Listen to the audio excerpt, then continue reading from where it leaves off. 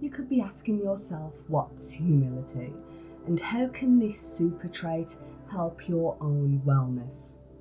Well, humility is a trait that is associated with a range of positive emotions and psychological benefits. And according to studies, humility can produce more happiness, positive emotions, and well-being because a person has a clearer understanding of the self. And they are able to be comfortable with who they are and who they are not.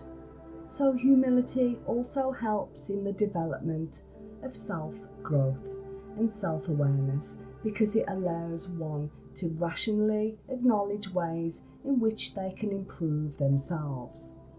Additionally, humility helps one extend more compassion and empathy to others, and those who practice humility are more likely to consider others' beliefs and opinions, and this is more likely because humility offers the opportunity to become less self-involved and more attuned with the feelings of others. And living a humble life is a virtue that can benefit both individuals and society in whole.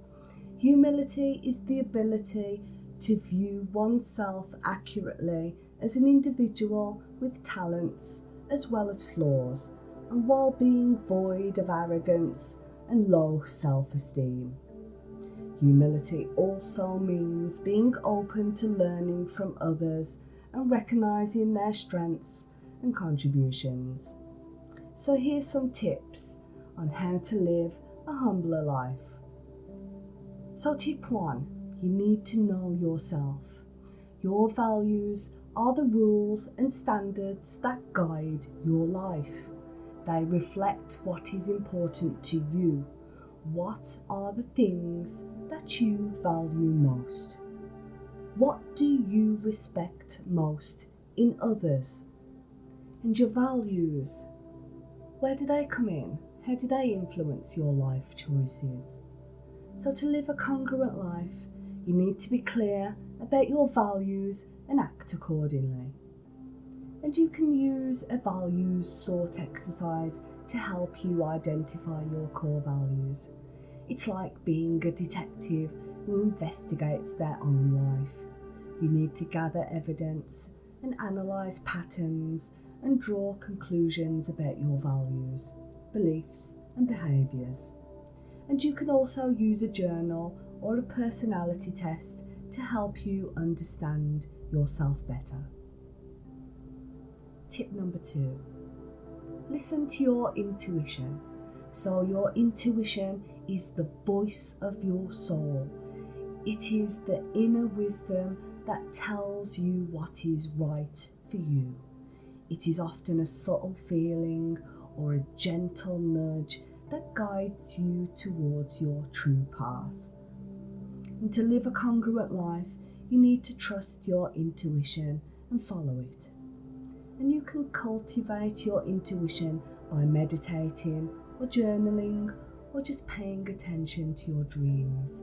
And imagine being a gardener who tends to their own garden. And you need to cultivate your intuition by planting seeds of curiosity and watering them with attention and weeding out any distractions. And you can also use meditation or mindfulness practices to help you tune in to your inner voice.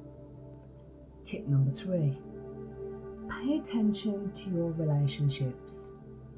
So your relationships reflect your congruence, and they show how well you connect with yourself and others, and they also provide feedback and support for your growth.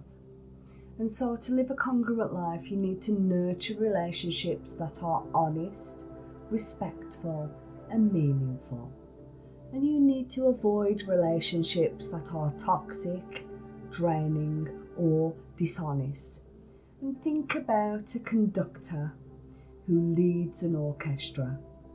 And you need to harmonise the different instruments of your relationships by listening and communicating and collaborating, and you can also use empathy or active listening skills to help you connect with others on a more deeper, meaningful level.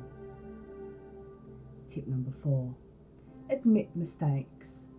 So a humble person admits their mistakes and takes responsibility for them.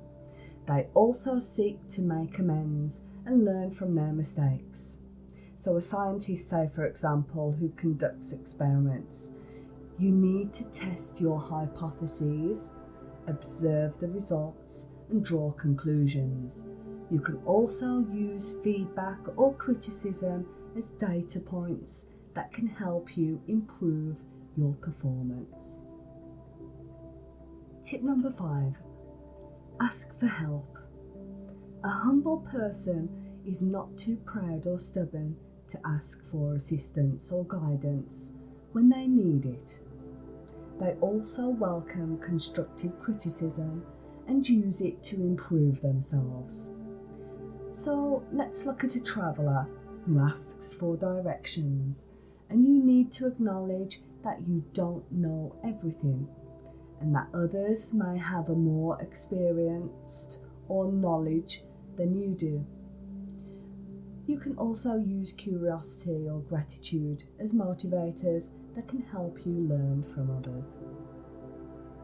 Tip number 6, praise others. So a humble person is generous with their compliments and gratitude, and they recognise the values and achievements of others and express their admiration and appreciation sincerely. And returning back to the gardener who appreciates the beauty of different flowers, you need to recognise the unique qualities and contributions of others and express your admiration and appreciation sincerely.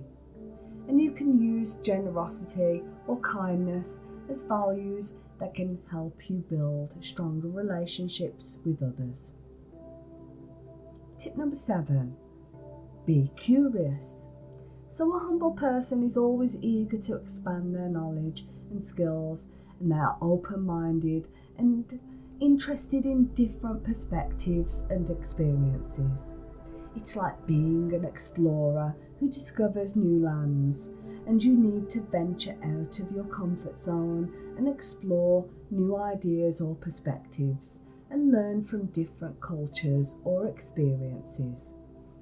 And you could also use creativity or innovation as skills that can help you solve problems or create some value. Tip number 8, be flexible. So a humble person is able to adjust to changing situations and circumstances, and they do not cling to their opinions or preferences rigidly. So imagine a dancer who adapts to different rhythms, and you need to adjust your movements, or you need to match your partner and harmonise with the music. And you can also use resilience or adaptability as strengths that can help you cope with change or uncertainty. And tip number 9, be grateful. So a humble person appreciates what they have and does not take it for granted. And being grateful is like being a chef who savours the flavours of different ingredients, and you need to appreciate the richness and the diversity of life's experiences and express your gratitude sincerely. And you can also use mindfulness or meditation as practices that can help you cultivate gratitude. And last but not least, tip number 10, serve others. A humble person helps others without expecting anything in return.